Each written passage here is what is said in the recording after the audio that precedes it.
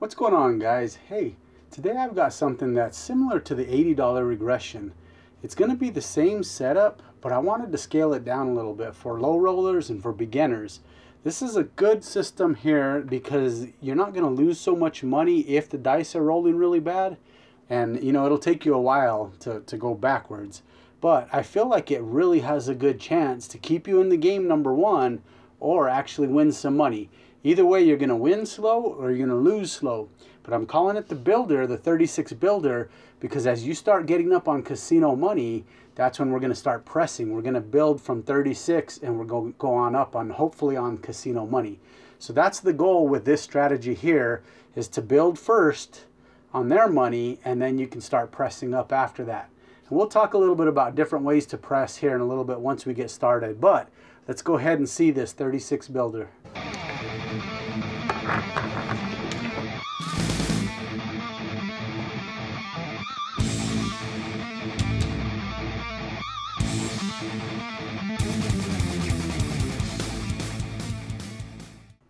All right, guys, let's take a look at the layout. First of all, on the come out roll, we're going to do $10 on the don't pass. All right, so let's talk about the first roll. The first roll, okay, you're going to need 3 rolls to actually break even, and then from then on, you're going to be able to just collect. It'll be all profit. So this strategy here requires the first 3 rolls to be thrown that's not a 7 or an 11. So on the first roll, if you throw a 7 or 11, you're going to lose $10.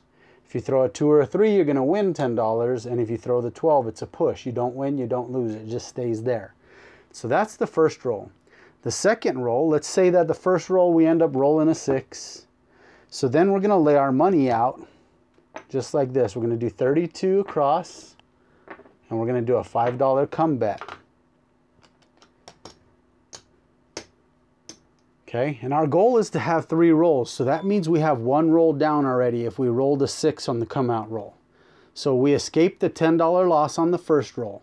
Here's the issue here with this system here. This is the worst roll to throw a 7 on. This is going to be your biggest loss if you throw a 7.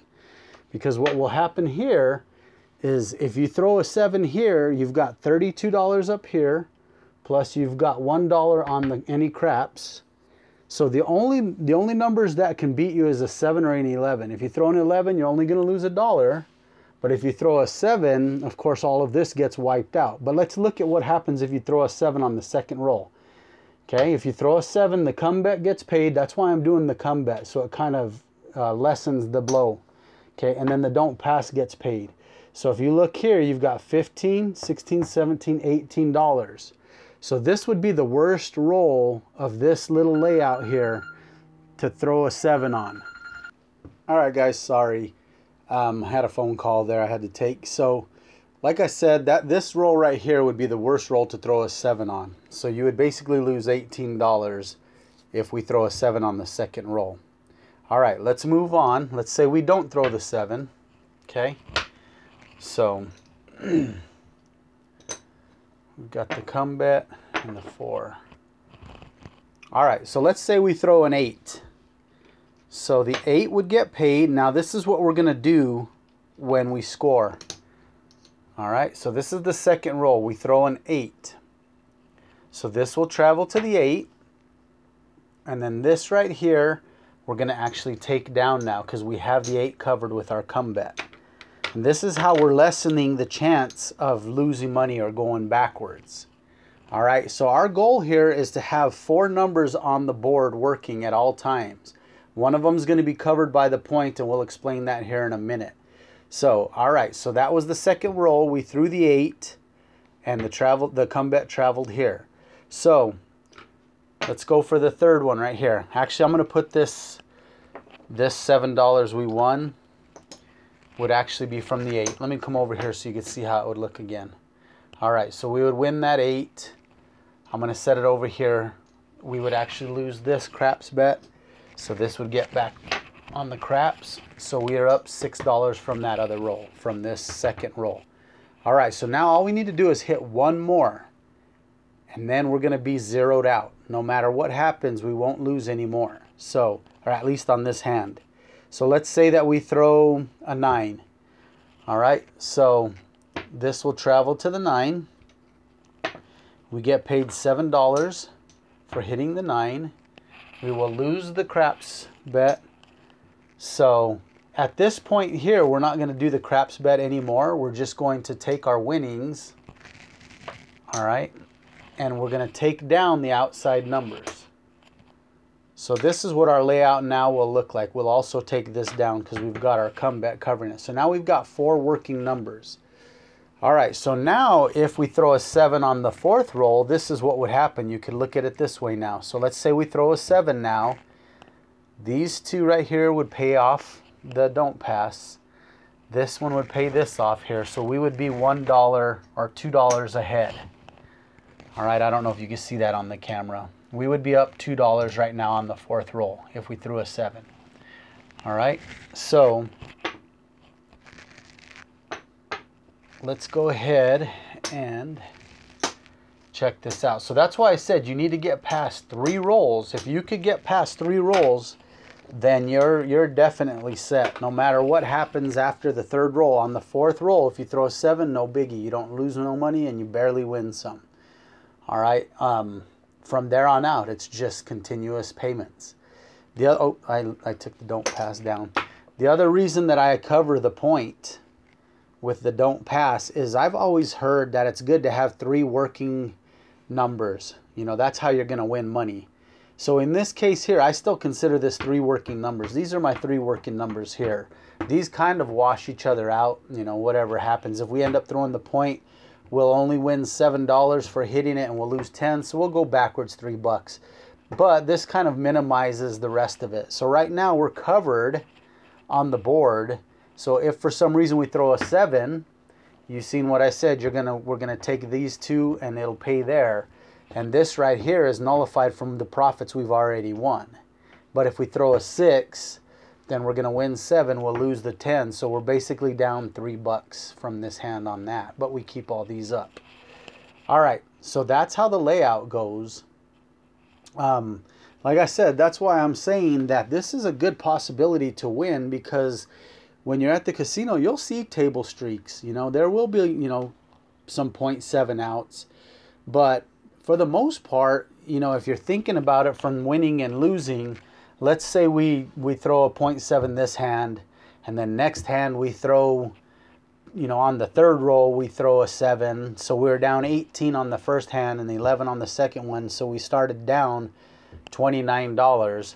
But then the next 3 hands in the row after that, you know, there's like 7 rolls. So you're basically getting paid on 4 rolls. And if there's 4 times 6 hits, you know, that's $24. You know, so it evens itself out. You're going to go up and down in any strategy you use, but I just like to get all of the scary rolls out of the way in the beginning. So, you know, and then you're not losing a ton with any of the first 3 rolls. You know, $10 the first roll, 18 the second roll, or $11 the 3rd roll. And after that, man, you're golden. You just start collecting. From there, you can collect and then press your 4 and 10, or you could place the 4 and 10, so you can hit one, collect, hit another one, then put an 10. Hit one, collect, hit another one, put your 4, and then you got everything covered up again. You know, from there on out, it's up to you how you want to collect and press. As I start throwing, I'll explain to you how I want to actually start pressing up my bets. So, all right, guys, let's get to the throwing. All right, guys, let's get started with this. Let's see how it plays out. I got a $200 bankroll here. $10 on the don't, first roll. Get the dice. Okay, let's see how this works out. First roll, I have a chance to win 10 with a 2 or a 3, or lose 10 with a 7 or 11. Okay, so the point is going to be a 10. First roll down, 2 more scary rolls left. All right, we're going to do the 32. Got a come bet. We have a craps check, so the only number that can hurt us is an 11. We'd lose $1, or the 7, we're going to lose 18. This is the worst roll to throw that 7. Like I said, most, you know, I'd say probably 60 to 80% of the time, you should be able to get through 3 rolls. Okay, there's an 8. So that's the worst roll right there. We got by it. So this travels to the 8. This gets paid $7. We lose this. We replace the craps for this 1 roll, and we take down this 8 place bet. This is just to minimize our loss in case we throw a 7 here. So this way now we'll only lose 11 bucks on this roll if we were to throw a 7. So we definitely want to hit this roll. That way we don't start out going backwards. Okay, 5. So that worked out good. This worked out exactly like we want it to. It doesn't always work that way. Oops, guys, you know I was supposed to have a come bet out there, so that would travel. The 5 gets paid $7. Lose the crap check, and I'm not going to put another one now because now we're going to go down to the inside numbers only since we didn't have. I'm going to go ahead and leave the point covered though. That way it does the hedge thing that I was telling you. So we're actually going to have the 9, 8, 6, and 5 on our side. So we're wanting to run this a bunch of times now. Okay, so right now if I throw a 7, it's no big deal. You know, I'd be up $2. But this is where you want to get to, because now it doesn't matter. You want a long run now because it's all profit. 11, don't hurt us, don't help us.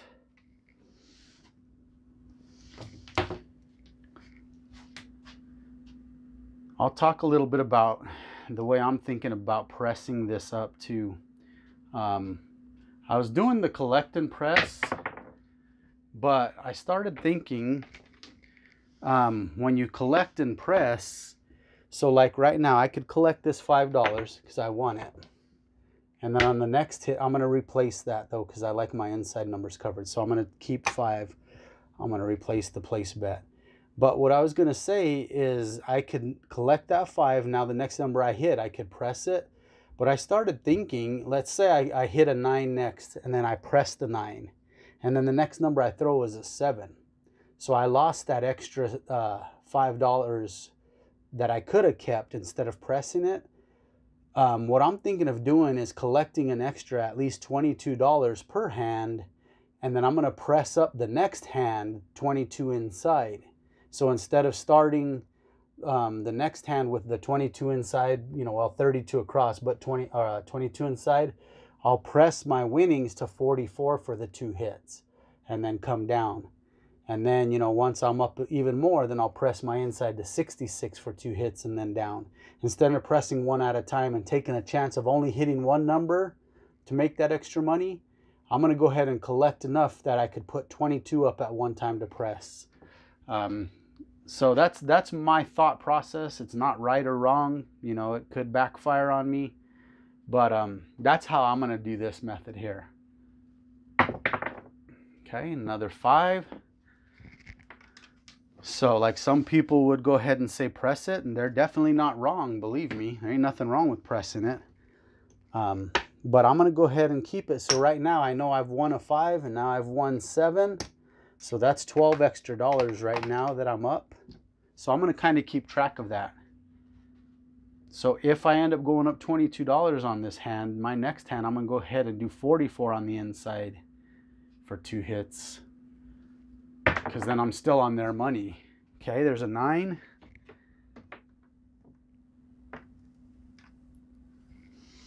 All right, so I'm up 12 right now. This is another 7.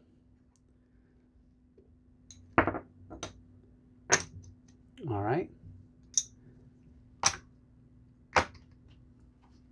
So now I'm up $19. If I get one more hit, then on my next hand, I'm going to go ahead and go to 44. That's how I'm going to do the press. Even though I'm calling it a 32, that's the builder that I'm talking about. All right, so there's the 7 right there. But that's not too bad though if you think about it, because I mean most people, you know, I mean they can roll 4 to 6 times.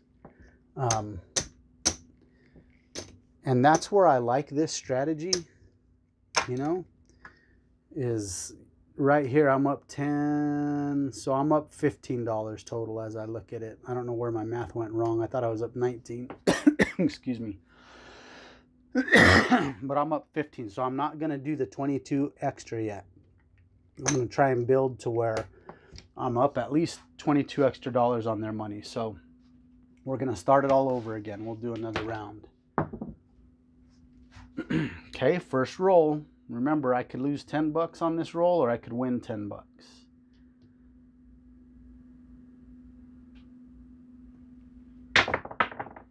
Okay, 5 fever.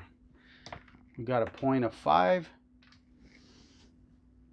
All right, so we got to make it past this next one. This next one's the roll that's scary. Well, that's not scary, but this is the one you're going to lose the absolute most money on with this strategy. So this would be an $18 loss here, so we definitely don't want to throw the 7 now. But like I said, you know, hopefully, you know, if you're a decent roller, you can get past 3 rolls. Okay, 4. All right, here's a different scenario. This is what I was talking about, because the come bet will travel to the 4, and normally I take the 4 and 10 down. So now you're going to end up having a little bit more risk where it's a possible loss. That gets paid 9. You lose this, but that was only the second roll. So we are now going to throw another come bet out just to kind of help hedge that. So we got past the worst roll of all. Oops, I forgot to put the point over here. Point is 4.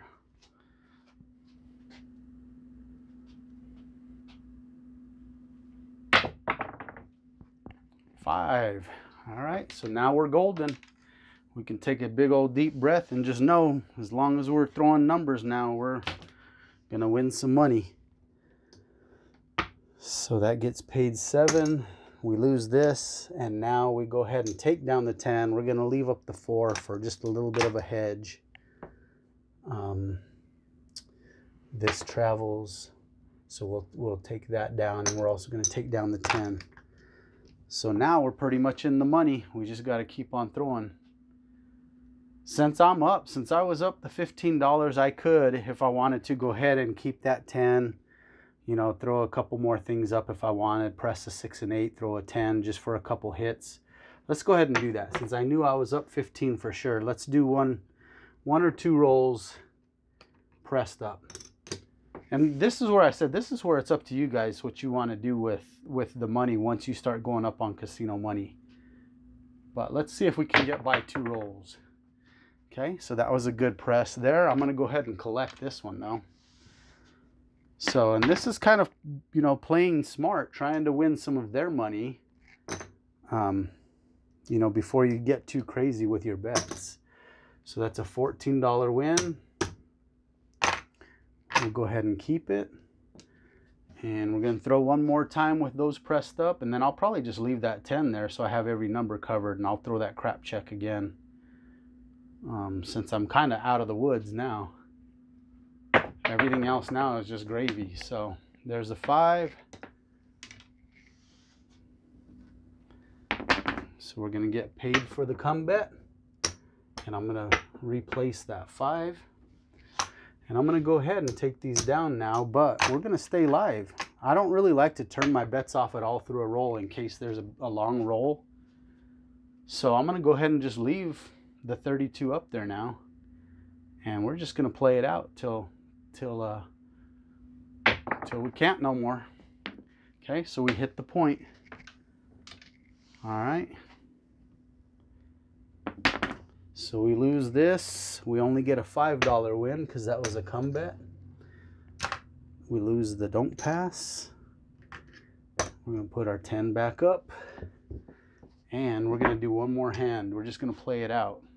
Since it's not a new hand, since the point was hit, I'm just going to keep on rolling.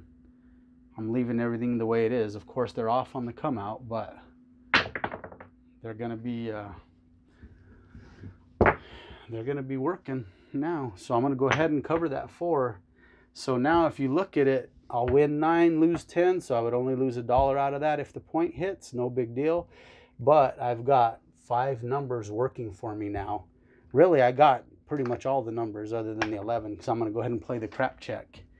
So if we have a long roll, I'm going to win pretty much on every roll other than the 7 or 11. And this is kind of what you want to get to, so you score on almost every hit. And there again, like I said, the next hand, we could literally go 44 on the inside for a couple hits and then come back down and look like this again for a while. And as you keep building and keep building, you know, you can go to 66, then 88 for a couple hits. All right, that's aces right there. So I'm going to win on the crap check. So that's a $7 win.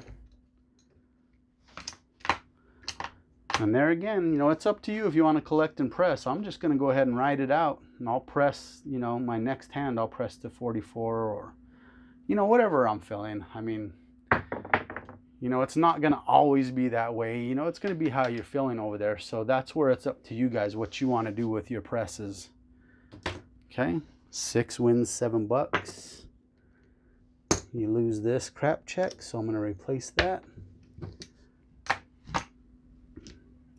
And there again, remember, the first 3 rolls are the killers. Any one of them 3 hit, you're going to go backwards. And if you do it 5 times in a row, whatever, you know, you're going to lose.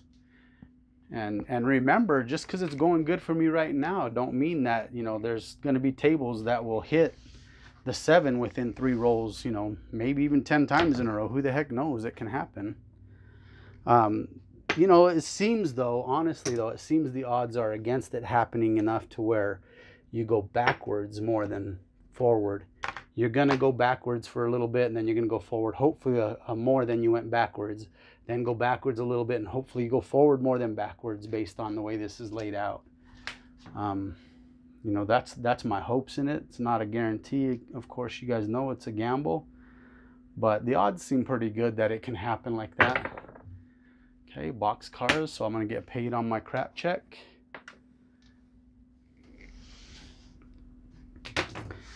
So win $7 there. Keep on rolling, but this is definitely a fun strategy. I love the $80 regression. It's just that you guys know me, I'm kind of a low roller. I was worried about that second roll, because that second roll you would lose $60 in that $80 regression, and I didn't like that. You know, I want to build first and then move up.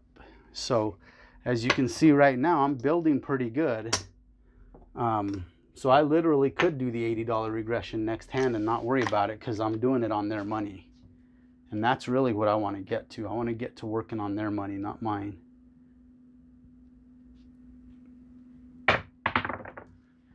Yo, 11, that's the only thing that don't pays, but I'm glad it wasn't a 7. So I lose $1. No big deal. Replace it. That way we have every number working for us other than the 7 and 11. As long as I don't throw one of those 2 numbers, I'm getting some money. 5 fever. Okay. So yeah, hopefully you guys like this one. I actually like this one, and I'm definitely going to play this at the casino when I go. I think this is how I'm going to start every time I go. You know, hopefully I can build up enough to where I can start getting a little more aggressive, more bets, bigger bets, but it's all on their money. Okay, 5 fever.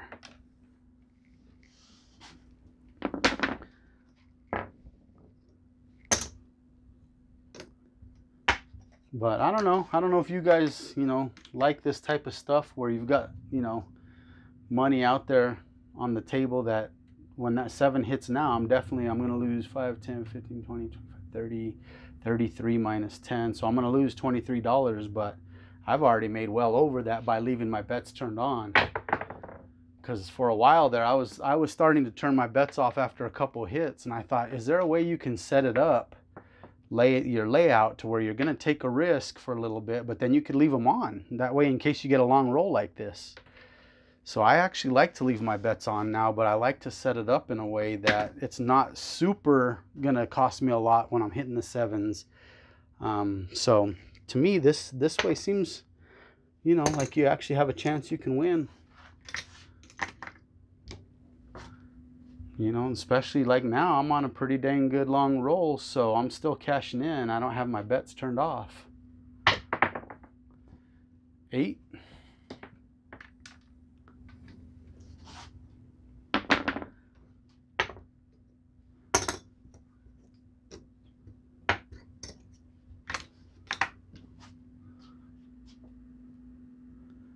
Yeah, so there again, guys, once you get past those 3 rolls, you decide what you want to do with your collect and press method. But if you're up good enough, you might as well cover every number. There's no reason not to if you're up. So it's a $9 hit.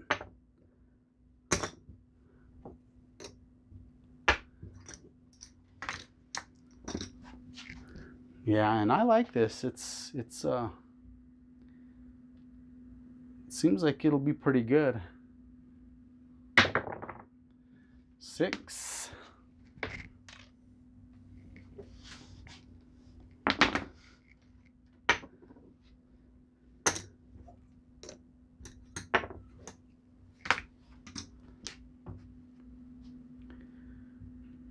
Make sure you guys leave me some comments on what you think of this.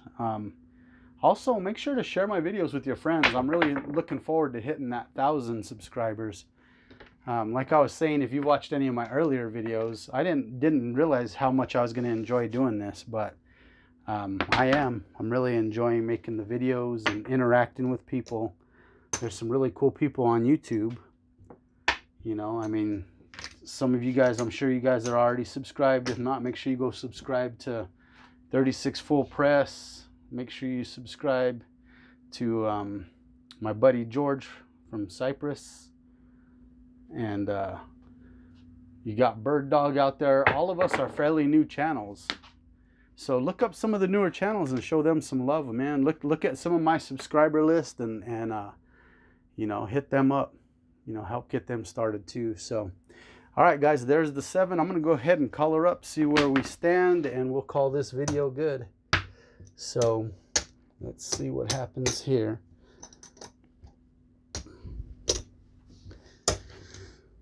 Okay, so these first 2 racks are, oops, that's 200. Had 200 there. Okay, there's 25, 50, and these are full right here. So there's another 40. So that's $90. $95 is what I colored up from that hand there. But once again, guys, make sure you like, make sure you subscribe, make sure you hit the notification button if you're liking my stuff. Leave me some comments if you have any ideas of something that you'd like to see. Just, you know, send it to my email address. It's right here. letitrollcraps@hotmail.com. You know, we can communicate that way also. But once again, guys, thanks for hanging out with me, man. I really appreciate it. You guys have a good one. Take care.